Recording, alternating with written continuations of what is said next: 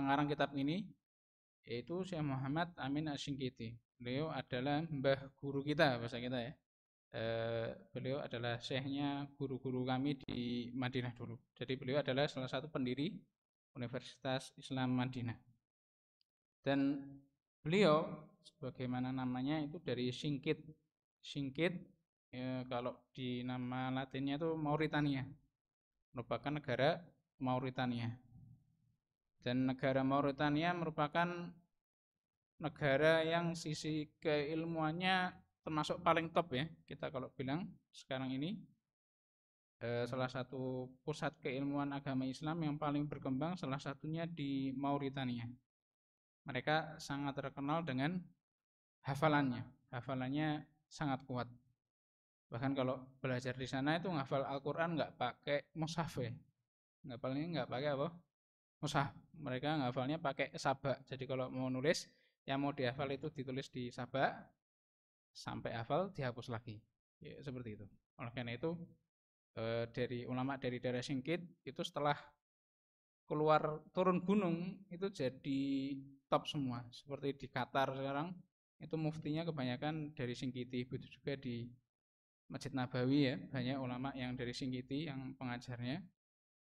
Dan di negara-negara lainnya mereka jadi ulama yang paling top. Itu menunjukkan bahwasanya belajar agama Islam nggak harus di kampus, nggak harus, karena terbukti di pesantren-pesantren atau sistem yang tradisional masih bisa melahirkan ulama, bahkan ulamanya kualitasnya lebih baik daripada yang belajar di universitas.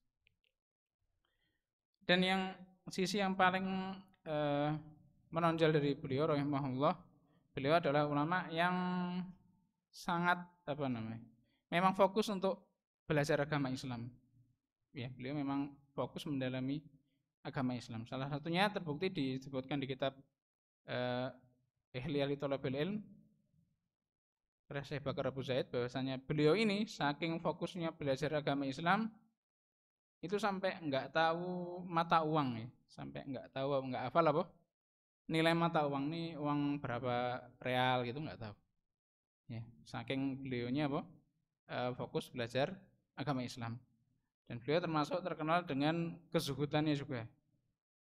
Jadi kalau dari segi pakaiannya bahasa kita compang-camping ya, beliau nggak memperhatikan pakaian karena memang fokusnya belajar ilmu agama. Sampai Syekh Muhammad bin Shalih Al-Utsaimin rahimahullah taala, beliau saat diajar oleh Syekh Muhammad Amin Asy-Syinkiti. Jadi Syekh Utsaimin itu muridnya Syekh Syinkiti. Pas ngajar di kelas itu, pas pertama kali masuk kelas Syekh Muhammad Amin Asy-Syinkiti itu diejek sama Syekh Utsaimin. Kok ada orang Badui masuk kelas kita ini mau ngapain gitu ya? Orang kampung ngapain masuk kelas? Karena pakaian beliau tidak meyakinkan ya. Tapi setelah beliau bicara ilmu, wah ternyata sangat luar biasa sekali keilmuan beliau rahimahullahu ta'ala. Dan juga di antara sisi kehidupan beliau yang bisa kita contoh, bahwasanya beliau itu kata Mas Syekh kita, sepekan sekali itu beliau di hari libur, saya ingat anak kalau nggak salah hari Kamis, beliau itu libur semua dari aktivitas mengajar ya, mengajar ilmu syar'i, dan beliau pergi ke gurun pasir untuk berburu, gitu ya. Jadi hobi beliau berburu. Nah, itu nyari hobi yang keren gitu ya. Berburu untuk ngisi waktu luang beliau, Masya Allah. Jadi meskipun orang kampung tapi ternyata jago berburu. Itu dari mu'alif kitab ini. Kemudian dari segi keilmuan, untuk Syekh Muhammad Asy-Syinkiti, beliau paling menonjol khususnya dari segi Al-Quran ya, khususnya pemahaman dari segi Al-Quran. Itu terbukti dengan beliau punya mengarang kitab, namanya kitab Tafsir Adwa'ul Bayan. Nama kitabnya Tafsir Adwa'ul Bayan. Di kitab tafsir tersebut, beliau itu menafsirkan Al-Quran dengan Al-Quran. Jadi Al-Quran ditafsirkan dengan apa? Al-Quran itu sendiri. Bukan dengan hadis, bukan dengan as-sahabat, tapi Al-Quran ditafsirkan dengan apa? Al-Quran sendiri. Dan jadinya kalau nggak salah 8 jilid ada ya di maktabah kita. Itu beliau menafsirkan Al-Quran dengan Al-Quran. Sehingga pemahaman tentang Al-Quran beliau itu sangat mendalam ya. Bahkan beliau itu kalau mau menafsirkan sebuah ayat, beliau itu akan membaca ayat tadi sebanyak 100 kali. ayat tersebut diulang-ulang sebanyak 100 kali untuk mentadaburinya, apa yang terkandung dari kandungannya. Oleh karena itu kitab ini, agama Islam, agama yang sempurna ini, beliau susun itu cuma berdasarkan Al-Quran. Beliau nggak membawakan asar dari hadis, bahkan dari hadis ataupun dari asar-asar sahabat. Tapi beliau membawakan kesempurnaan agama Islam yaitu dari Al-Quran. Itu dengan mu'alif. Jadi sistem kita nggak baca kitab kata per kata karena akan lama, tapi kita pakai cuplikan-cuplikan aja ya. Bahasa antum apa? Spill apa? Spoiler. Cuplikan aja. Beliau di Muqaddimah beliau menyebutkan bahwasanya asal kitab ini fahadhi muhadaratun al-qaituha fil Masjidin Nabawi bitolabin min Malikil Maghrib. Bahwasanya kitab ini yang beliau karang ini adalah aslinya ceramah beliau yang disampaikan di Masjid Nabawi dengan permintaan dari Raja Maghrib. Maghrib itu mana negara sekarang? Tunis. Maroko ya, dari negara Maroko. Jadi Raja Maroko saat berkunjung ke Masjid Nabawi dan meminta beliau untuk menyampaikan ceramah tentang keindahan agama Islam. Maka beliau memberikan ceramah ini, dan ceramah beliau jadilah sebuah kitab. Ya. Jadi banyak dari kitab-kitab ulama kita ini asalnya dari apa? Ceramah-ceramahnya. Termasuk yang ma'ruf itu dari Ibnu Qayyim dan Ibnu Taimiyah. Kebanyakan karya beliau, kitab yang kita kenal tuh berasal dari apa? Ceramah yang dicatat oleh murid-murid beliau. Dan ini menunjukkan bahwasanya barokahnya ilmunya para salaf, ya. Barokah ilmunya para salaf, khususnya Rasulullah Shallallahu Alaihi Wasallam. Jadi para ulama kita tuh ngomong tok aja, dicatat dengan tinta emas, ya, dan itu dibaca dari generasi ke generasi. Ini menunjukkan omongan mereka nih, bernilai sangat mahal, ya. Mereka ngomong biasa aja bernilai sangat mahal. Beda dengan kita ngomong banyak ngawur, ya. Waliyadzubillah. Nah, ini menunjukkan pentingnya kita berburu kepada ulama yang senior langsung, ya. Insya Allah kita bisa dapat keilmuan yang berbobot. Berbeda kalau kita belajar sama yang masih amatir, ya kadang ngomongnya sering guyon, sering ngelantur, dan waliyadzubillah. Itu kekurangan dari kita. Nah, ini ceramah jadi sebuah kitab dan dikaji di banyak tempat. Kitab ini, ya, dikaji di banyak tempat dan banyak negara. Kemudian beliau menunjukkan bahwasannya agama Islam adalah agama yang sempurna, yaitu beliau membawakan ayat al-yauma akmaltu lakum dinakum wa atmamtu alaikum nikmati wa raditu lakumul Islam madinah. Yang mana ayat ini turun di Haji Wada, ya, haji terakhirnya Rasulullah Shallallahu Alaihi Wasallam, dan ayat ini turun di padang Arafah. Kemudian Rasulullah itu meninggal, kata beliau, ba'da ihda wa thamanina lailatan. Jadi saat ayat ini turun, al-yauma akmaltu lakum dinakum, bahwasanya hari ini telah kusempurnakan agamamu, ya. Itu turun sebelum 81 hari Rasulullah SAW meninggal, ya. 81 hari sebelum Rasulullah SAW meninggal. Nah, ini menunjukkan bahwasanya agama kita telah sempurna dengan nas atau pernyataan dari Al-Quran. Bahkan Allah mengancam wa may yattabi' ghairal islami dinan fala yuqbala min. Bahwasanya siapa saja yang mengikuti ajaran selain agama Islam, maka Allah tidak akan menerima ajaran tersebut. Ini muqaddimah dari beliau rahimahullahu taala. Dan beliau akan menyinggung dari 10 sisi kesempurnaan agama Islam. Yang pertama dari segi tauhid, konsep tauhid, kemudian konsep wa'ad, yaitu menasehati, ya, atau mengatur manusia. Kemudian konsep bahwasanya ada amal yang soleh yang diterima oleh Allah, ada amal yang tidak diterima oleh Allah. Kemudian berhukum dengan hukum syariatnya Allah. Kemudian yang kelima, ahwalul ijtima', cara mengatur sebuah masyarakat. Kemudian dari segi perekonomian, iktisad. Kemudian yang ketujuh dari segi perpolitikan. Kemudian yang kedelapan dari segi kaum muslimin yang dikuasai oleh orang kafir. Kemudian yang kesembilan, kelemahan kaum muslimin dalam menghadapi kaum orang kafir. Kemudian yang ke-10, dalam rangka mengatasi perpecahan yang ada di kalangan kaum muslimin. Nah, kata beliau rahimahullah, semuanya ini sudah dijelaskan khususnya di Al-Qur'an ya. Al-Qur'an sudah menjelaskan bagaimana menyelesaikan 10 masalah yang 10 masalah ini merupakan hal yang banyak dibutuhkan oleh manusia. Yang pertama, bentuk kesempurnaan agama Islam, bahwasanya agama Islam itu mengajarkan tauhid untuk mengesahkan Allah Subhanahu wa taala. Bentuk kesempurnaan agama Islam itu mengajarkan tauhid. Bahwasanya Allah memiliki hak-hak yang harus dipenuhi oleh setiap manusia. Dan berdasarkan istiqrarnya para ulama di nas Al-Quran dan Sunnah, ada 3 hak Allah yang harus dipatuhi oleh manusia. Yang pertama, kita harus mengesahkan Allah dalam hal rububiyah. Mengesahkan Allah dalam hal rububiyah. Yaitu kita meyakini Allah yang menciptakan alam semesta, kemudian Allah yang mengatur alam semesta, dan Allah yang memberi rizki kita.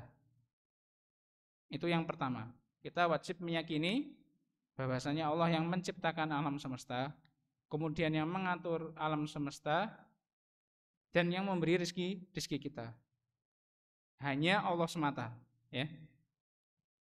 Kemudian yang kedua yaitu hak yang wajib manusia penuhi, yaitu dalam hal uluhiyah.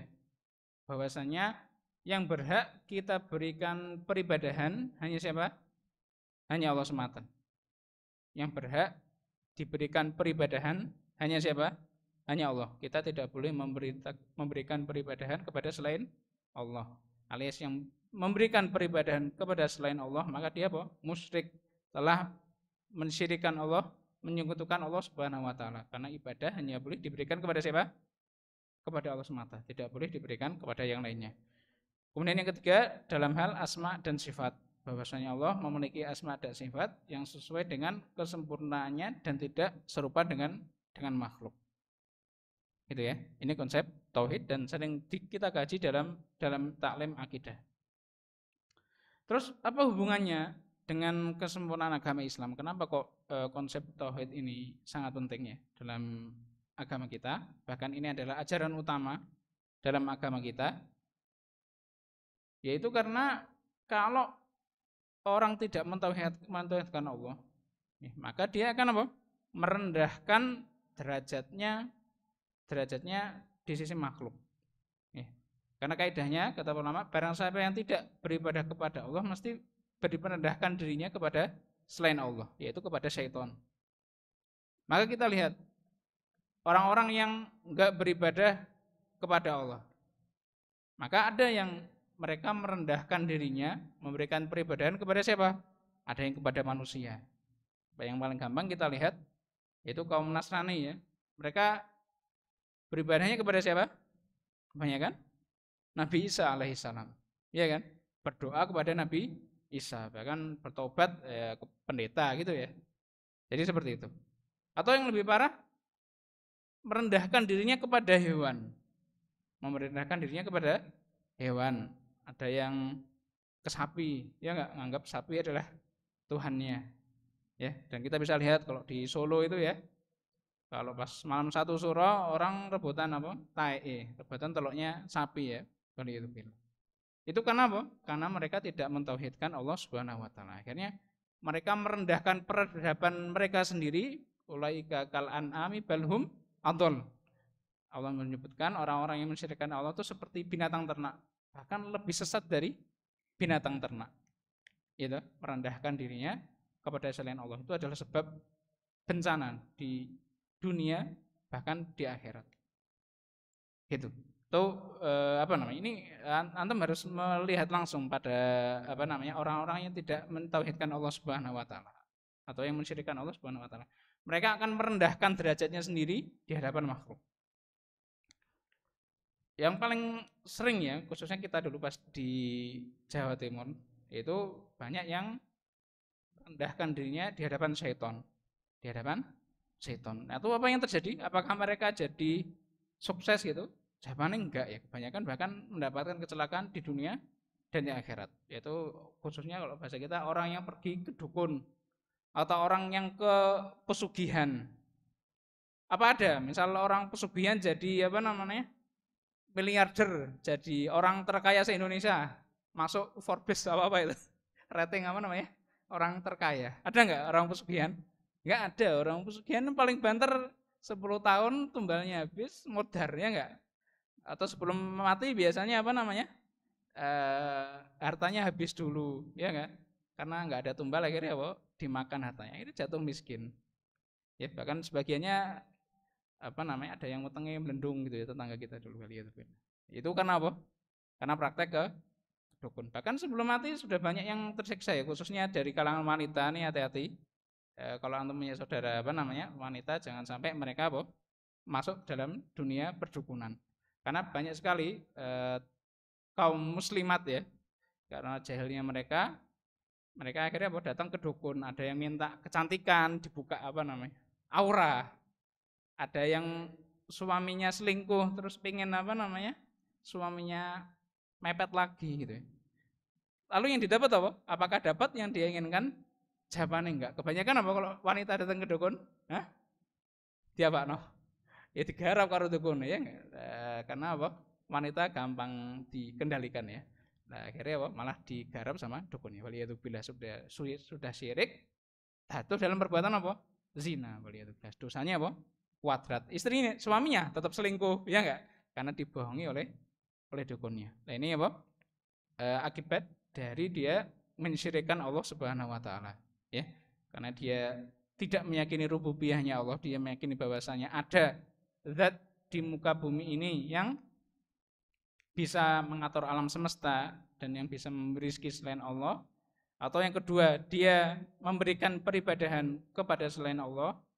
Atau yang ketiga, dia mensyirikkan Allah dalam asma dan sifatnya. Ini menyebabkan kecelakaan di dunia dan di akhirat. Itu salah satu sisi dari pentingnya ajaran tauhid dalam agama Islam. Oleh karena itu, ini kita ingatkan baik di lingkungan kita ataupun di sekolah kita ya. Itu kita ingatkan kalau ada masalah tentang tauhid itu mesti kita apa namanya? Kita kritisi dengan keras ya. Jangan sampai orang pernah ke Aisyah atau pernah sekolah di SAI tapi salah menafsirkan la ilaha illallah. Ya enggak? Salah menafsirkan la ilaha illallah. Apa makna la ilaha illallah? La ma'budu bihaqqin illallah. Tidak ada sesuatu pun yang berhak diberikan peribadahan kecuali siapa? Kecuali Allah semata. Tidak boleh berdoa kepada selain Allah, tidak boleh menyembelih kepada selain Allah. Seperti itu. Insya Allah kalau kita menegakkan tauhid itu akan menjadi sebab keberuntungan kita di dunia dan di akhirat. Tapi kalau antum mensyirikkan Allah, pasti akan menyebabkan kecelakaan di dunia dan di akhirat. Dan salah satu pentingnya tauhid bagi kita, bagi manusia dalam menjalani kehidupan, yaitu bahwasanya orang yang bertauhid dia akan lebih kuat dalam menjalani kehidupan di dunia ini. Dia akan lebih kuat dalam menjalani kehidupan di dunia ini. Karena namanya hidup di dunia pasti akan menjalani cobaan. Setiap manusia, baik itu muslimnya, kafirnya, pasti akan dapat musibah. Akan tetapi seorang muslim ya yang mentauhidkan Allah Subhanahu wa taala, dia akan kuat dalam menjalani musibah. Yaitu Allah Subhanahu wa taala berfirman, "Wa may yu'min billahi yahdi qalbah." Ditafsirkan oleh para ahli tafsir, salah satunya disebutkan dari Aisyah radhiyallahu anha, maksud wa may yu'min billahi yahdi qalbah, yaitu orang yang dapat musibah, maka dia tahu bahwasanya yang mengatur alam semesta tadi siapa? Allah kan? Dia tahu bahwasanya yang memberi musibah itu siapa? Allah Subhanahu wa taala. Dan kalau Allah memberi musibah kita, itu tandanya apa? Allah enggak pengen mencela kita, justru pengen apa? Pengen kita lebih baik. Yahdi qalbah, maka Allah memberikan hidayah kepada orang tadi, yaitu dengan dikuatkan apa? Dalam menjalani musibahnya. Karena musibah itu pengen apa? Membuat orang lebih baik. Ya, kalau musibah dari Allah pasti tujuannya apa? Pengen menguji kita manusia supaya kita jadi lebih baik. Ini yang pernah sering kita contohkan, misal antum sholatnya sama doanya itu lebih khusyuk saat tanggal tuwek apa saat tanggal nom? Hah? Jajal ya. Saat antum Covid kemarin ya, apa job sepi gitu. Sholatnya lebih khusyuk apa lebih lebih enggak sholat kalau seorang muslim? Hah? Lebih khusyuk kan itu. Nah harusnya ya kita kalau pengen lebih apa? Lebih ibadahnya lebih kenceng harus sering apa? Dicoba supaya kita ibadah kita lebih khusyuk.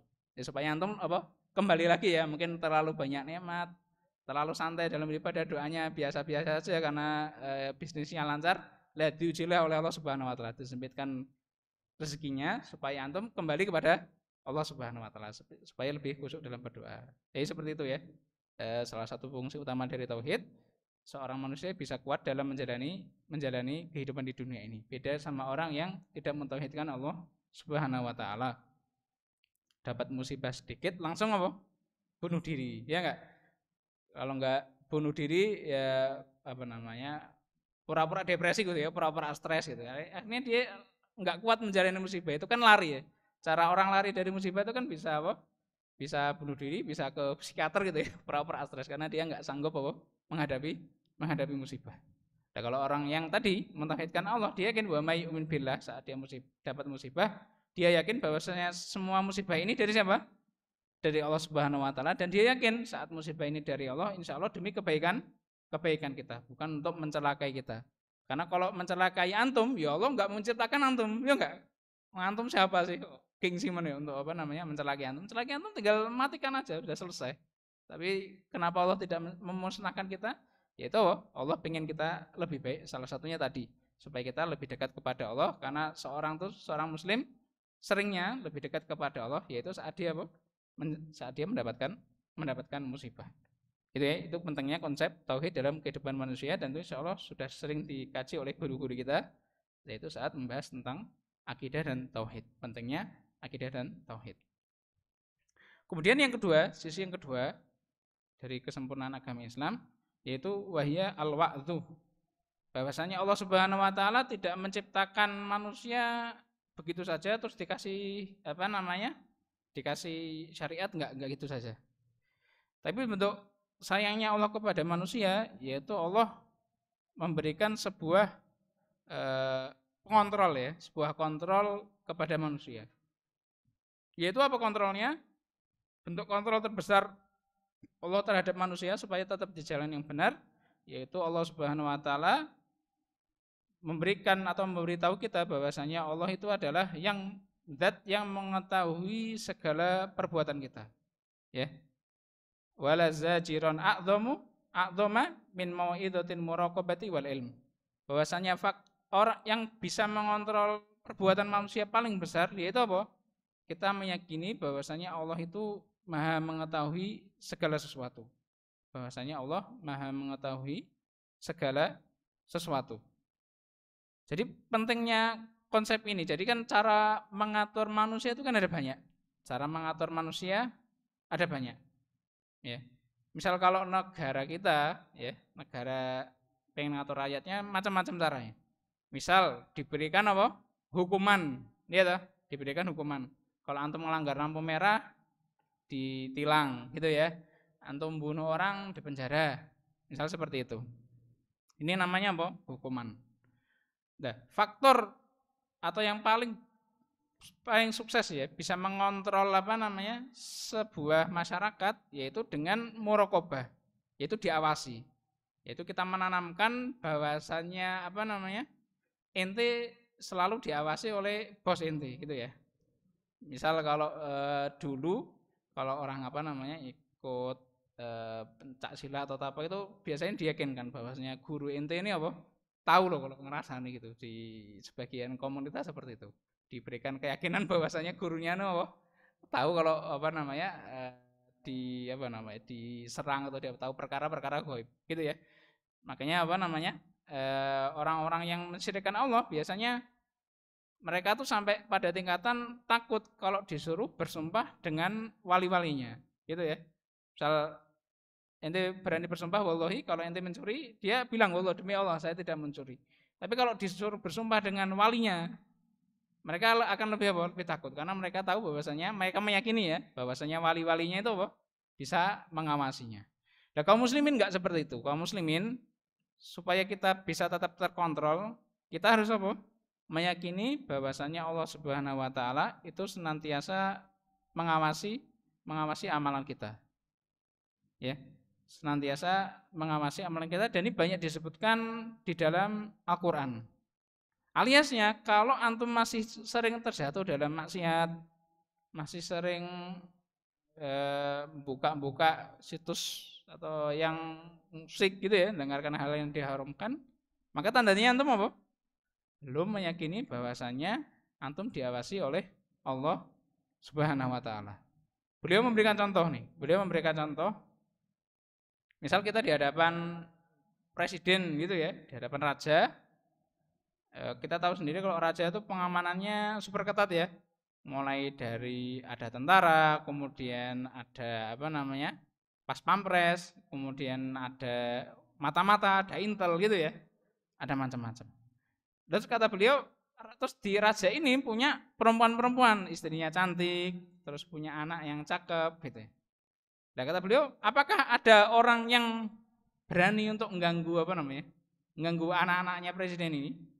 Hah? Misal antum bayangin antum hadir di rapat presiden gitu ya. Terus presiden ini punya anak-anak yang cantik. Misalnya anggap aja orang presiden mana Korea atau mana ya, yang wajahnya operasi gitu.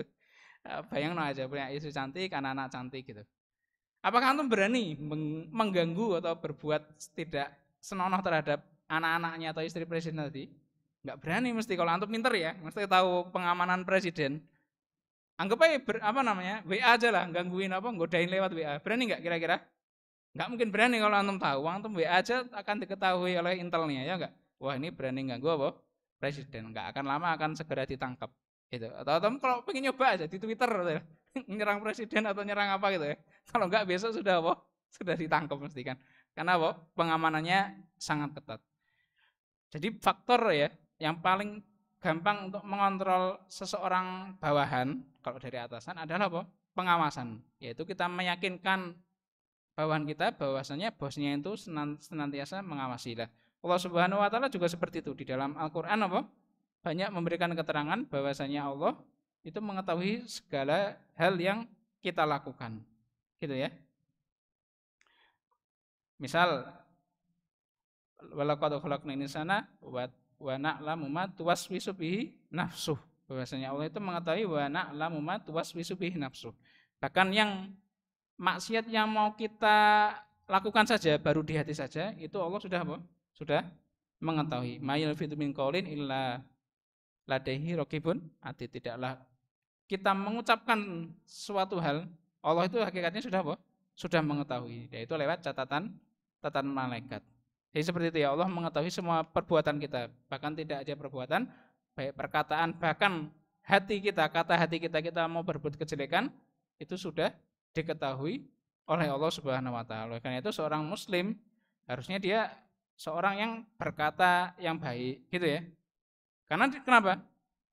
Karena dia tahu bahwasannya Allah yang Maha mengetahui. Ya, Allah Maha mengetahui segala hal yang kita lakukan. Misal contoh ya, salah satu yang kata para ulama kita akhlak paling jelek yaitu marah, ya. Akhlak kalau kita ngomong nanti bab tazkiyatun nufus, akhlak yang paling jelek itu adalah gampang marah.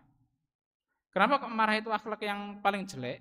Karena saat kita marah itu mesti melakukan kejelekan. Jadi pintu kejelekan.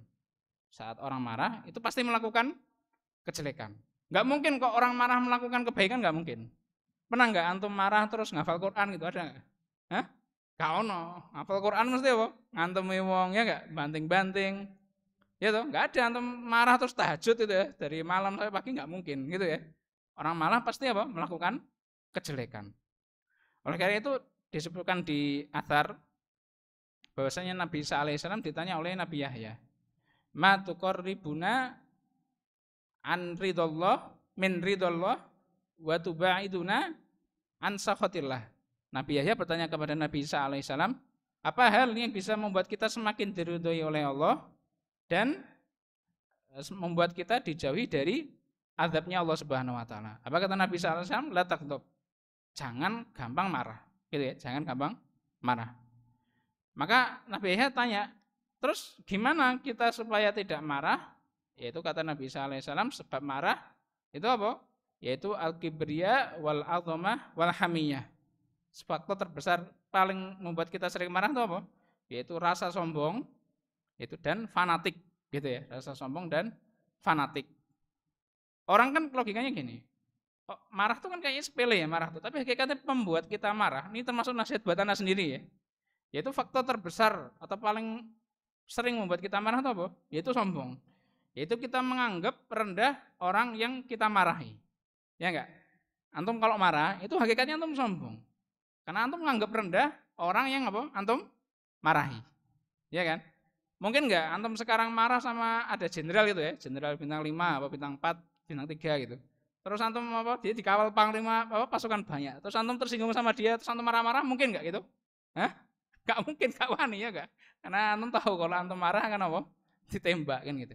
Maka kata Nabi sallallahu alaihi wasallam, faktor membuat kita marah adalah apa? Kita menganggap diri kita lebih tinggi dari orang lain. Maka dari itu marah paling banyak kebanyakan kepada siapa? Kepada bawahan atau orang tua terhadap istri dan anaknya. Gitu ya, kalau bapak marah ya marahi istri, marahi anaknya. Kalau guru marah terhadap apa? Muridnya, karena dia menganggap dirinya lebih apa? Lebih tinggi kedudukannya daripada hal yang dia marahi. Terus sebab marah yang kedua kata para ulama yaitu marah yang apa? Karena sebab kegendengan ya, kebodohan. Ya. Jadi marah yang biasanya di kalangan orang-orang yang ekonomi ke bawah. Kalau marah tadi kan kebanyakan orang kaya ya, orang kaya karena dia merasa kaya terus marahi apa orang yang di bawahnya. Kalau ini biasanya di ekonomi bawah itu marah kepada semua hal, semua orang dimarahi, bahkan orang yang apa atasannya pun juga dimarahi. Akhirnya ya jadi pengangguran nih, mana ada orang yang mau apa merekrut orang seperti ini tadi. Dan syahidnya kalau kita tahu ya bahwasanya Allah itu mengawasi diri kita, mengawasi perbuatan kita, dan Allah itu mengetahui bahkan isi hati kita. Kita mungkin nggak marah, nggak akan mungkin kita berani untuk marah, karena tadi marah itu apa? Disebabkan oleh kebanyakan karena rasa sombong, kita menganggap lebih baik dari orang lain, atau yang kedua karena sebab apa? Kejahilan. Dan kalau kita marah pasti efeknya akan jelek. Kita akan berpikir berkali-kali ya saat kita sudah merasa emosi, kita akan berpikir berkali-kali untuk mengungkapkan rasa marah kita. Otomatis kita akan berusaha menahan amarah kita. Nah ini efek dari apa? Dari wa'ad tadi ya, yaitu kita merasa senantiasa diawasi oleh Allah Subhanahu wa taala. Kita akan dijauhkan dari akhlak-akhlak yang tercela. Salah satunya adalah sifat apa? Gampang marah. Seperti itu. Ini sifat yang bukan sifat yang terpuji ya, dan ini nasihat bagi kita sendiri, bagi anak sendiri yang ngomong ini ya, supaya kita tidak gampang marah, karena marah itu bukan akhlak yang baik, dan marah tidak akan melahirkan apa? Kebaikan. Beda ketegasan ya, tegas sama marah kan beda, iya kan? Kalau marah itu kan luapan emosi, kalau ketegasan itu kan sikap. Beda ya antara tegas dan marah. Kalau marah apa? Ditahan. Oleh karena itu Rasulullah saat ditanya, ya Rasulullah ausini, wasiatkanlah suatu hal kepadaku. Jawab Rasulullah apa? La taghdab, jangan marah. Faraddada miraron. Dan diulangi berkali-kali Rasulullah. Ojo marah, ojo marah, ojo marah. Gitu ya, diulangi berkali-kali oleh Rasulullah sallallahu alaihi wasallam. Ya, salah satu sebabnya kalau kita gampang marah berarti apa? Salah satunya kita tidak merasa diawasi oleh Allah Subhanahu wa taala. Oleh karena itu sebab yang terbesar menghilangkan rasa marah kata para ulama itu banyak-banyak mengingat Allah Subhanahu wa taala. Banyak-banyak mengingat Allah Subhanahu wa taala. Itu saat para ahli tafsir menjelaskan firman Allah, wadhkur rabbaka idza nasita, dan ingatlah Allah ketika engkau lali. Apa kata Ikrimah? Ikrimah itu muridnya Ibnu Abbas, ahli tafsir. Apa kata Ikrimah? Yaitu idza ghadibta, berzikirlah kepada Allah saat engkau sedang marah. Gitu ya, berzikirlah kepada Allah saat engkau sedang marah. Alias kalau kita gampang meledak-ledak, tandanya kita lupa kepada Allah Subhanahu wa taala. Berarti tandanya kita kurang berzikir. Gitu ya, mudah-mudahan Allah melindungi kita dari sifat gampang marah seperti itu. Kemudian yang ketiga, termasuk sisi kesempurnaan agama Islam, bahwasanya agama Islam menjelaskan konsep yaitu ibadah, ada ibadah yang diterima, ada ibadah yang tidak diterima, ya. Ada amal yang dikategorikan sebagai amal yang soleh, dan ada ibadah yang dikatakan ya bid'ah bahasa kita ya, ibadah tapi tidak diterima, tidak diterima. Apa syarat diterimanya amal soleh? Kata beliau ada 3 syarat diterima amal soleh. Yang pertama, ayyakuna mutabiqun lima ja'a bihi nabiyyu sallallahu alaihi wasallam. Ibadah yang kita kerjakan sesuai dengan ajarannya yang diajarkan oleh Rasulullah sallallahu alaihi wasallam. Kemudian yang kedua, ayyakuna khalisan liwajhihi, yaitu hanya mengharap kepada Allah Subhanahu wa taala. Kemudian yang ketiga, an yakuna mabniyan ala asasil aqidah shahihah. Bahwasanya orang yang mengerjakan amal soleh tadi akidahnya harus benar. Akidahnya harus benar. Karena kalau orang melakukan amal soleh sementara akidahnya tidak benar, maka itu disebutkan oleh Allah Subhanahu wa taala, wa qadimna ila ma amilu min amalin faja'alnahu haba'an mantsura. Maka amal yang dia kerjakan nanti di hari kiamat akan didatangkan faja'alnahu haba'an mantsura. Maka Allah menjadikan seperti debu yang berterbangan dan tidak bermanfaat bagi dirinya. Baik. Terus apa pentingnya gitu ya? Ini kalau konsepnya udah sering dikaji di kajian ustaz-ustaz kita. Apa pentingnya konsep ini ya? Bahwasanya amal soleh ibadah itu ada yang diterima, ada yang tidak. Otomatis kita harus mengerjakan yang diterima saja, jangan mengerjakan yang tidak diterima. Itu pentingnya bahwasanya tidak supaya kita ini dipolitisasi ya, tidak dipolitisasi oleh oknum-oknum tertentu yang akan memanfaatkan kaum muslimin sesuai dengan keinginannya. Karena kita sudah diberi apa? Pakem, kaidah pakem ibadah yang terima seperti itu. Ya. Misal kalau lagi politik kayak gini kan ada beberapa kiai kita harus berjihad. Cara jihadnya apa? Membela apa? Paslon nomor berapa kan itu? Kan ada ya. Ada nggak kayak gitu? Wakeh ya nggak? Maka dari itu kiai ini salah satu lumbung suara terbesar kalau di politik. Itu udah ma'ruf, bukan rahasia umum ya. Kalau musim politik mesti kiai datangi tokoh politik pakai fulus berkoper-koper ya, khususnya yang punya jamaah banyak. Karena cara paling gampang mendapatkan suara umat lewat apa? Kiai ini Ustaz kiai ngomong biasanya langsung apa? Madu'unya mendengar semua ya, sami'na wa ata'na. Enggak perlu nyuap satu persatu ya enggak? Cukup lewat kiainya saja atau ustadznya. Kan gitu. Jadi enggak dia politisasi, karena pentingnya ya Allah menurunkan syariat kepada kita yaitu supaya jadi standar. Supaya jadi apa? Standar kehidupan manusia. Karena kalau kita nuruti hawa nafsu manusia ya semua orang akan punya kesenangan sendiri. Ya enggak? Semua orang punya kesenangan sendiri. Ya, misal kita ngomong dari segi masjid saja ya, dari masjid yang kita hadapi sekarang. Namanya masjid apa? Zaman dari definisinya masjid yaitu apa? Bumi yang diwakafkan untuk ibadah. Bumi jadi tempat, definisi masjid ya, yaitu tempat atau bumi yang diwakafkan untuk apa? Untuk ibadah. Jadi definisinya masjid, perhatikan ya, yaitu tempat bumi yang diwakafkan untuk ibadah.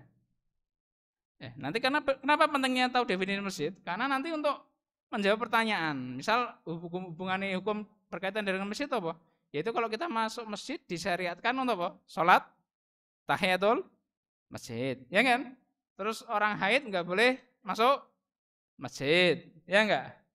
Kan gitu, ada beberapa hukum berkaitan masjid. Nggak boleh jualan di masjid. Nah, definisi masjid apa? Yaitu tempat yang diwakafkan untuk apa? Untuk ibadah.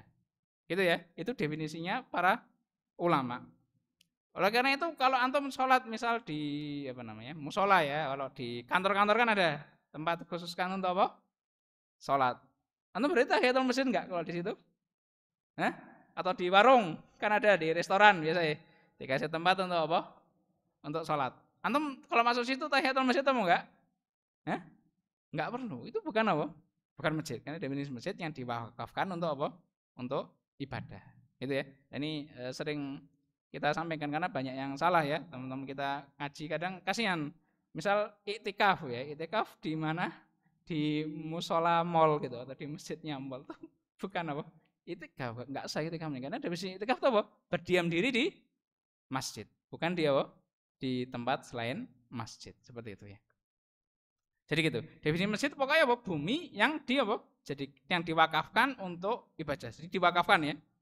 Akadnya apa? Harus wakaf. Maka dari itu masjid itu sebenarnya ya nggak perlu apa namanya, nggak perlu mewah. Yang penting ada tadi tuh ada kalau di Saudi mungkin antum melihat ya, cuma tanah gitu ya, tanah terus dikasih apa namanya kayu gitu, dikasih apa pembatas ya, kayu gitu. Wes sudah cukup itu, sudah antum dikatakan apa masjid, sudah sholat Jumat boleh di situ, etikaf apa boleh di situ. Tapi coba kalau masjid itu disesuaikan oleh selera masing-masing ya. Ya, misal kalau di Jawa Timur namanya masjid yang baik itu harus apa? Kubahnya harus gede gitu ya, kubahnya gede ya. Bahkan kemarin kita ada apa namanya? Akad rapat pembuatan masjid itu sampai harga kubahnya 300 juta gitu ya. Terus harus menaranya harus apa? Tinggi banget, harus bagus ya. Menaranya 1 M tok. Waliyadzubillah itu kalau diserahkan ke apa namanya? Hawa nafsu seperti itu. Akhirnya apa? Membuat pembangunan masjid jadi susah ya, karena mereka punya hawa nafsu sendiri. Tapi kalau kita kembali ke syariat Islam gampang, namanya masjid apa? Seperti sudah diwakafkan untuk ibadah. Sudah cukup wis. Ya enggak, kalau nggak nyaman ya dibuat senyaman mungkin ya. Karena yang penting kan kita ibadah kan sebentar aja, enggak lama-lama. Seperti itu. Itu pentingnya apa? Syariat menjalankan ibadah sesuai syariatnya Rasulullah Shallallahu Alaihi Wasallam sehingga tidak dipolitisasi ya.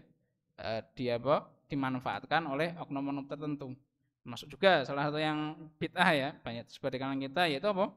Banyak memuliakan kuburan, banyak apa namanya? Beribadah di kuburan. Gitu ya. Padahal kita nggak boleh sholat di kuburan. Kalau kita mau fikih kuburan itu kayak itu. Kita nggak boleh sholat, maksudnya sholat apa namanya? 5 waktu di kuburan. Bahkan ulama nanti khilaf, apakah sah orang yang sholat di kuburan? Kebanyakan ulama berpendapat tidak sah sholat di kuburan. Tapi karena tadi ya hawa nafsu, akhirnya apa? Sebagian oknum sekarang memuliakan kuburan. Ya, kuburan dimuliakan, diramaikan dengan ibadah-ibadah. Yang terjadi apa? Tujuannya apa? Tujuannya seperti itu? Untuk apa? Mencari keuntungan, ya enggak? Karena kalau kuburan itu ramai, akhirnya apa? Sumbangannya banyak. Kan itu, sumbangannya banyak, yang juru kuncinya akhirnya jadi sugih mlegedu, ya enggak? Karena apa? Dipolitisasi oleh oknum-oknum tertentu ya, nggak bisa dibubarkan nih. Karena tadi, karena apa? Mereka membuat ibadah yang tidak sesuai tuntunnya siapa? Rasulullah Shallallahu Alaihi Wasallam. Akhirnya dibawa ke hawa nafsunya, ya. Yang hawa nafsunya ziarah kubur ya dia apa? Diarahkan ke situ, ya nggak? Demi keuntungan pribadinya. Ya kalau kita dulu yang anak pernah terjun ya politik gitu ya, demo gitu ya, dengan kata namanya dapat apa? Dapat pahala. Kalau kita demo ya jebule apa? Jebule bukan dapat pahala ya, ternyata malah dapat banyak dosanya karena kita banyak kemudaratan yang ditimbulkan dari demonstrasi. Waliyadzubillah. Ini pentingnya apa? Mengetahui konsep mana ibadah yang diterima dan tidak ya. Dan kita sebutkan tadi ada 3 syarat diterimanya amal ibadah kita. Kemudian yang keempat, sisi keempat di antara sempurnanya agama Islam yaitu wahiyya tahkimu ghairi syar'il karim. Bahwasanya kita tidak boleh mengamalkan syariat, tidak boleh berhukum kepada selain hukum Allah Subhanahu wa taala. Tidak boleh berhukum baik itu hukum berkaitan duniawi ataupun hukum ukhrawi dengan selain hukumnya Allah Subhanahu wa taala. Kenapa tidak boleh? Karena sesungguhnya hukum yang paling benar itu adalah hukumnya siapa? Hukumnya Allah Subhanahu wa taala. Bukan hukum ciptaan manusia. Bukan hukum ciptaan manusia. Berkaitan dengan ini, ya, kata beliau, qad bayyanal Qur'anu anha kufrun bawahun wa syirkun billah. Bahwasanya membuat hukum selain hukumnya Allah Subhanahu wa taala ini adalah kufur yang jelas dan bentuk kesyirikan kepada Allah Subhanahu wa taala. Meskipun nanti pada penerapannya ya ada bahasa kita ada yang syirknya kafirnya kufurun asghar, mesti tidak mengeluarkan dia dari Islam, ada yang keluar dari Islam. Insyaallah rinciannya nanti dijelaskan khusus oleh para ulama. Intinya untuk berkaitan dengan hukum, itu hukum yang paling benar kita harus meyakini hukumnya siapa? Hukumnya Allah Subhanahu wa taala, bukan hukumnya makhluk. Kenapa hukumnya makhluk? Ya karena tadi, karena hukum diserahkan kepada makhluk mesti disesuaikan dengan kepentingannya. disesuaikan dengan kepentingannya. Ya mungkin kita baru melewati ya misal ada peraturan nih yang tidak menguntungkan golongan tertentu. Kalau hukumnya manusia gimana biasanya? Hah? Dirubah aja hukumnya. Naik ke MK, kita kan Mahkamah Konstitusi ya, untuk mengubah undang-undang, diubah aja sudah selesai. Ya.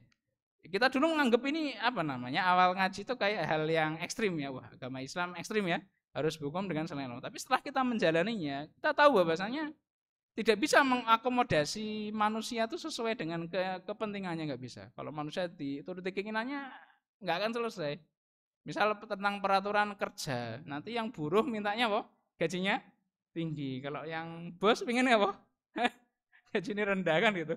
Ben proyeknya lebih lancar. Nggak ada nggak ada patokan yang standar. Nah, maka kita harus menjadikan patokan standar adalah siapa? Hukumnya Allah Subhanahu Wa Taala. Karena itu tidak akan sesuai dengan atau mengikuti kepentingan dari oknum-oknum tertentu. Beda dengan hukum manusia. Hukum manusia bisa diubah sesuai dengan hawa nafsu yang menginginkannya, gitu ya. Ini insya Allah baru kita lewati masa-masa ini, yaitu hukum diubah-ubah. Baik. Kemudian sisi yang kelima, mungkin yang terakhir ya, yaitu hiya ahwalul ijtima. Bagaimana Al-Quran ini mengatur sebuah masyarakat, sebuah komunitas. Bagaimana syariat Islam saking sempurnanya itu enggak cuma ngatur pribadian saja, hubungan manusia dengan Allah, bahkan hubungan dengan sesama itu juga diatur. Misal, fandur ila ma ya'muru ra'isal kabira an yaf'alahu ma mujtama'ihi.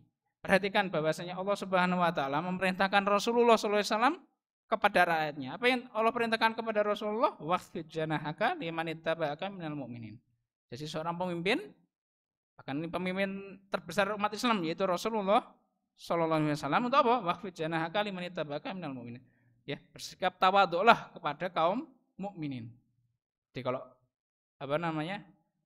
kita sebagai pemimpin, sebagai bos, diperintahkan untuk apa? Tawadhu. Karena Rasulullah saja pemimpin terbesar kaum muslimin, Allah merintahkan untuk apa?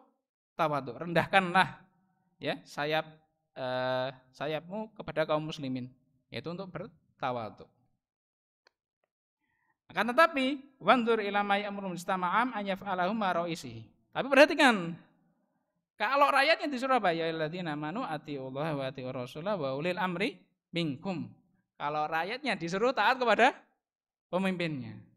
Coba ya, kalau bos merendahkan diri, terus rakyatnya menghormati apa? Bos. Gimana yang terjadi lingkungannya? Yo enak, ya enggak? Kan enggak ada crash kan gitu, karena anak buahnya membangkang gitu, bosnya nyuruh enggak manut. Terus yang kedua, atau karena bosnya terlalu kemaki, ya enggak?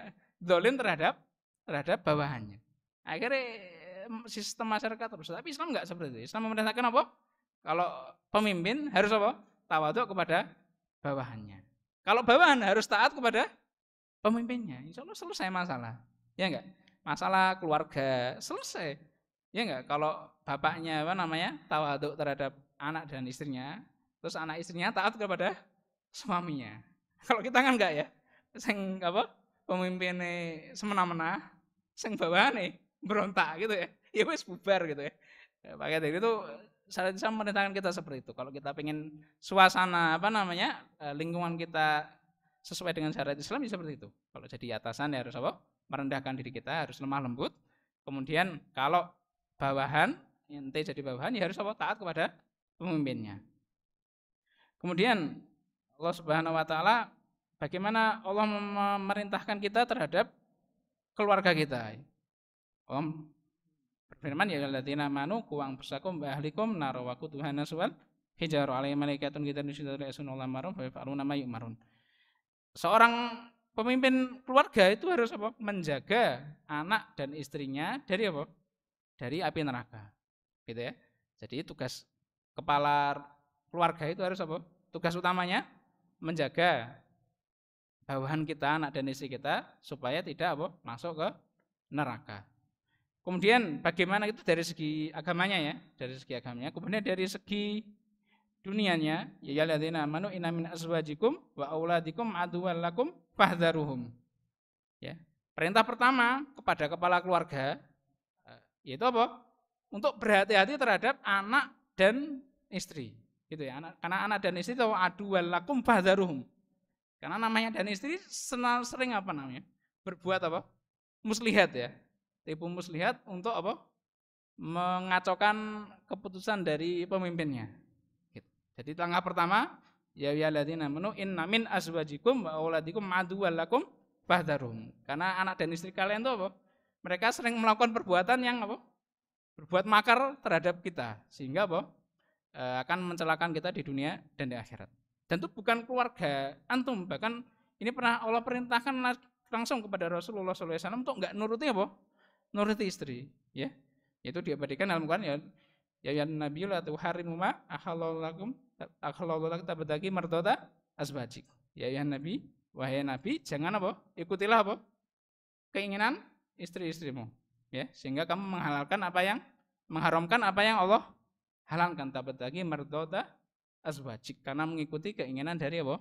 Dari istri-istri. Kadang jadi istri dan anak seperti itu sering berbuat makar terhadap suami. Itu sudah ada sejak zaman siapa? Zaman Rasulullah Sallallahu Alaihi Wasallam. Jadi bukan bojone antum ya. Bojone antum ya lebih apa? Lebih ngawur meneh ya. Makarnya lebih apa? Lebih dahsyat. Itu perintah pertama ya, untuk kita berhati-hati terhadap tipu daya anak dan istri kita. Tapi wa in ta'fu wa tasfahu wa taghfiru fa innallaha ghafurur rahim. Tapi kalau istri kalian berbuat makar, terus kalian mengetahui dan kalian memaafkan ya, baru fa innallaha ghafurur rahim. Insyaallah Allah Maha Pengampun. Ya, karena Allah itu mengampuni dosa-dosa kalian, ya anak kalau istri berbuat apa? Berbuat kejelekan ya dimaafkan. Tapi perintah pertama apa tadi? Perhatikan. Perintah pertama apa? Berhati-hati. Ya, menunjukkan makarnya sangat besar. Tapi kalau terjadi pun ya dimaafkan saja. Bukan berarti dibiarkan loh ya.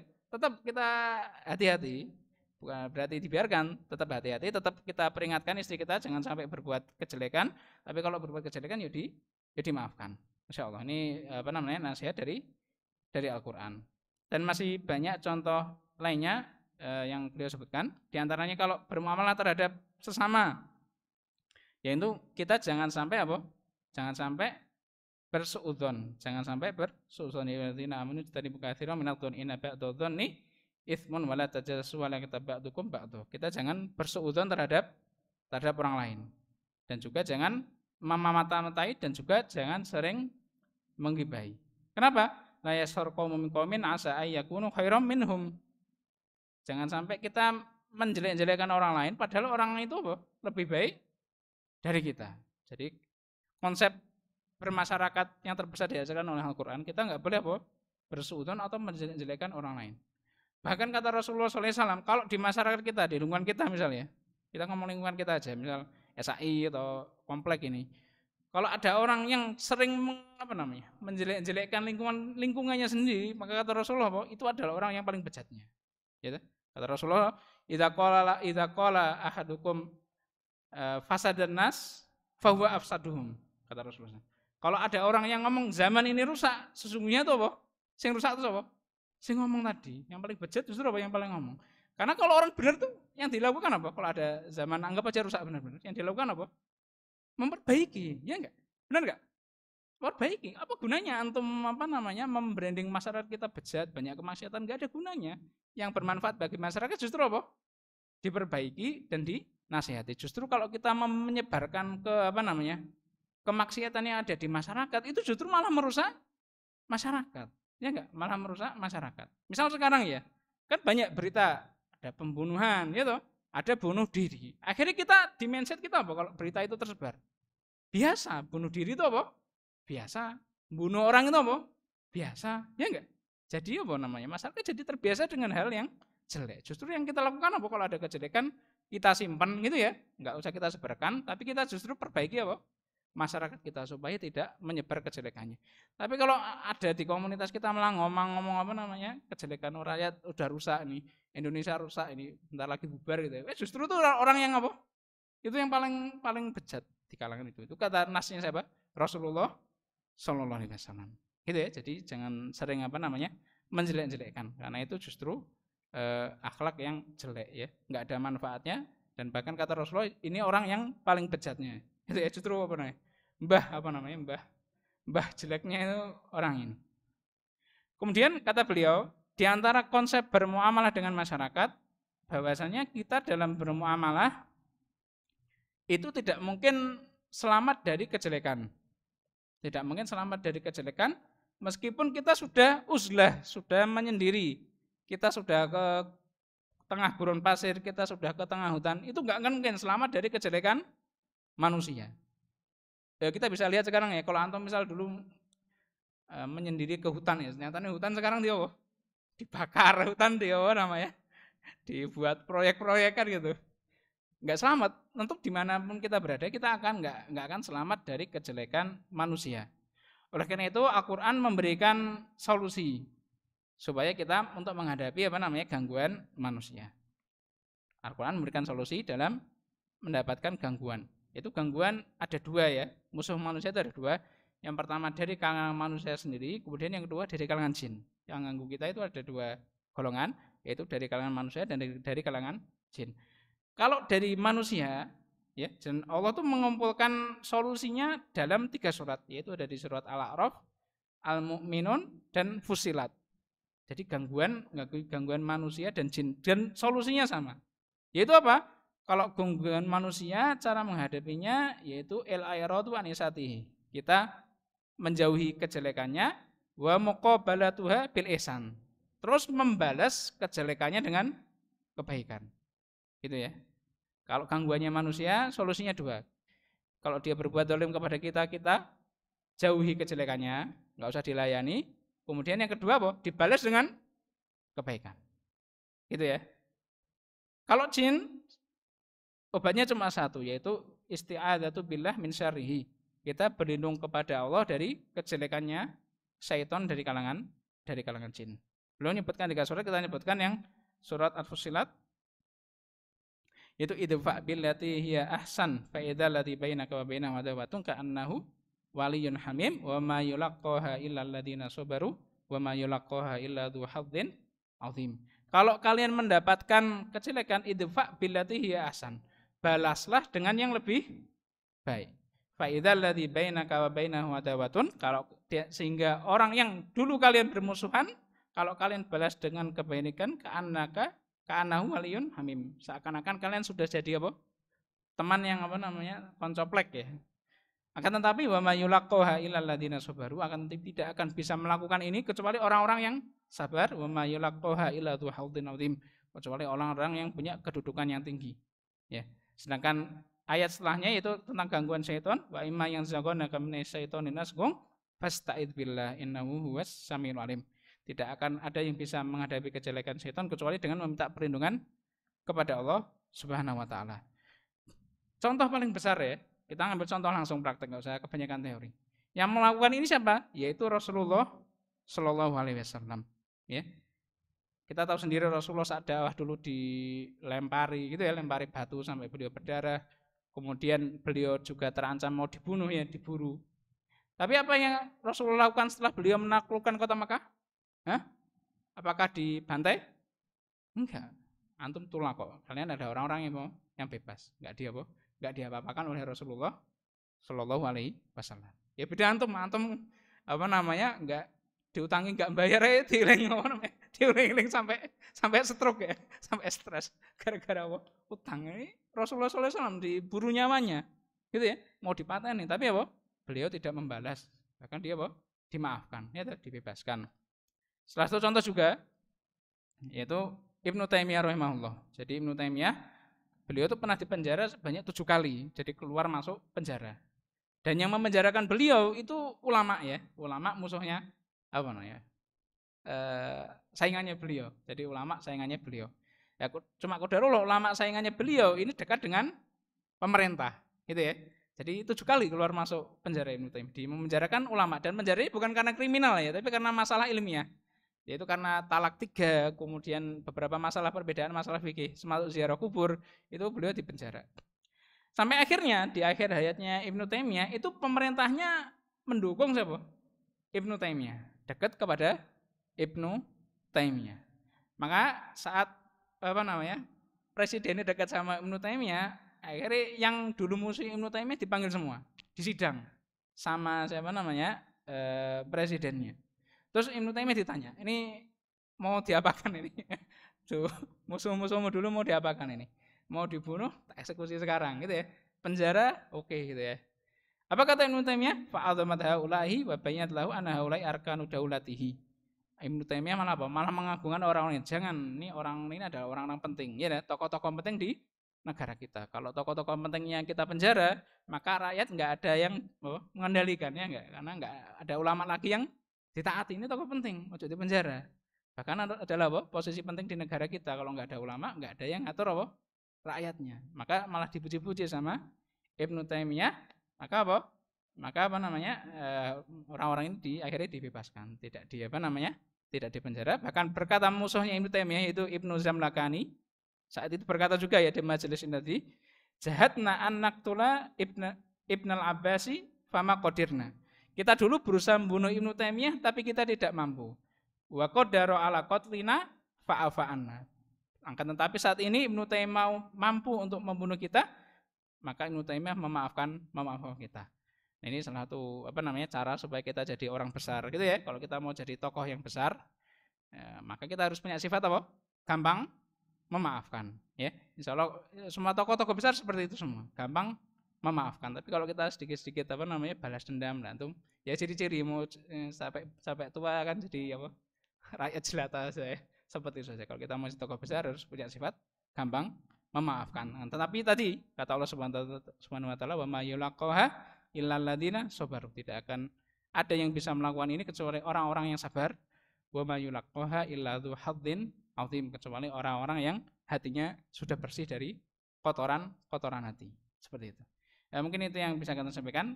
Insya Allah bulan depan kita akan mengkaji sisi yang ke-6 sampai yang ke-10, yaitu berkaitan dengan perekonomian, kemudian tentang politik, dan insya Allah nanti kita sedikit baca dari kitabnya Ibnu Taimiyah yaitu Siyasah Syariah, karena hakikatnya syariat kita sudah ngatur bahkan tentang masalah politik. Ini kan lagi musim politik ya, sampai tadi request katanya membahas politik syariah aja. Ya coba politik toh, yang paling penting tauhid lah ya. Politik salah gak masalah, tapi yang paling penting adalah tauhid. Dan salah satu muskilahnya kaum muslimin sekarang itu nggak belajar politik Islam. Ya, bahkan orang yang ngaku ustadz aja ini banyak yang nggak belajar siyasah syariah. Terbukti Terbukti banyak kesalahan dalam praktek siyasah syariah. Salah satu contoh ya, ini perlu diingatkan nanti kalau Anda punya kenalan yang punya pondok. Bahkan ini jadi keputusannya Bahasul Masailnya NU ya. Bahwasanya hukuman takzir itu tidak boleh dengan itlaful mal. Ya. Kalau antum mau menghukum, jadi hukuman dalam syariah itu ada had, ada takzir namanya. Had itu hukumannya sudah jelas dalam Al-Quran dan Sunnah. Misal nyuri, potong kan itu kan. Bunuh, dia kisos, ya kan? Sudah jelas hukumnya. Terus ada hukumnya takzir. Nah, salah satu kaidahnya takzir dengan mal, dengan menghilangkan harta, itu hanya boleh dilakukan oleh waliul amr, gitu ya. Takzir dengan Dengan menghilangkan harta. Itu yang berhak hanya siapa? Waliul amr. Kan banyak di praktek kita, di tempat kita. Kalau di sekolah bawa HP ini dia dipecahi, ya enggak? Dipecahi. Kalau bawa bawa video bakar kan itu ya. Nah itu kata para ulama kita, yang boleh melakukan itu hanya siapa? Waliul amr, gitu ya. Yang boleh hanya melakukan hanya siapa? Waliul amr. Itu pun masih khilaf, boleh atau tidak. Bahkan kebanyakan ulama itu beranggapan nggak boleh. Yang boleh itu hanya kalau mau menghilangkan ya, bukan denda loh ya. Kalau mau menghilangkan harta bendanya itu kebanyakannya cuma berpendapat disita terus nanti dijelaskan kesalahannya terus dikembalikan. Kebanyakan seperti itu. Tapi itu pun yang berhak juga siapa? Waliul amr ya. Jadi nggak boleh dihilangkan benar-benar, yang boleh menghilangkan itu hanya siapa? Waliul amr. Sementara di tempat kita banyak yang pondok gitu ya, kampus kalau ada apa-apa dirusak.